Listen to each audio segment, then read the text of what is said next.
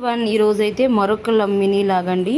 ఉదయం మేము చర్చికి వెళ్ళి వచ్చాం కదా, మేము వచ్చేసరికి 1:30 అయిందండి. చర్చికి వెళ్ళి వచ్చిన తర్వాత కాసేపు అయితే వంట చేశారంటే వంట చేశాక కాసేపు అయితే రెస్ట్ తీసుకున్నామండి. ఇంకా మధ్యలో అయితే కరెంట్ పోయింది. ఈ మధ్య అయితే డైలీ ఈవినింగ్ అయితే వర్షం అండి, కరెంట్ ఉండట్లేదు.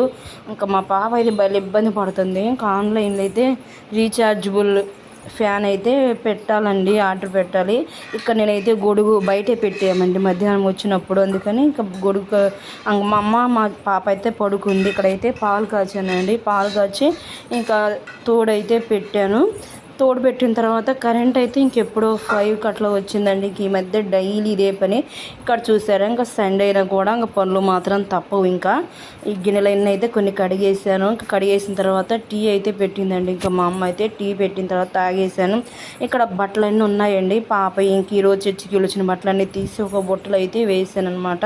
ఇలా ఉంటుందండి. సండేనే ఎక్కువ పని, సండే రోజు రెస్ట్ అనుకుంటాం కానీ సండే రోజే ఎక్కువ పనులు అయితే ఉంటాయండి. ఇక్కడ చూసారా, ఇంకా అన్ని బట్టలు వేసిన తర్వాత అయితే ఇంకా మరిన్ని వీడియోస్ కోసం అయితే మన ఛానల్ని సబ్స్క్రైబ్ చేసుకోండి. బాయ్.